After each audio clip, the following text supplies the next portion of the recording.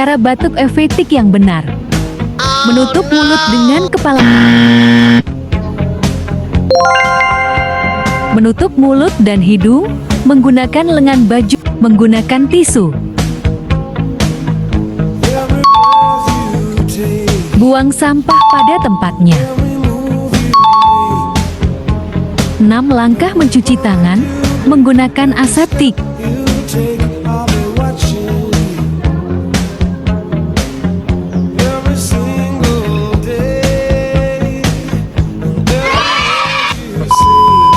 Jutaan kuman yang menempel di tangan kamu bisa menyebabkan jutaan penyakit. Biasanya mencuci tangan dengan air mengalir. Ambil sabun secukupnya. Pertama, usap telapak tangan. Kedua, punggung tangan kanan kiri. 3. Sela-sela jari. Keempat, tangan saling mengunci. 5. Ibu jari kanan kiri. 6.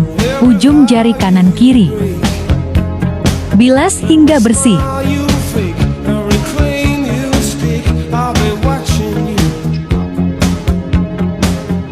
Keringkan dan tangan sudah bersih.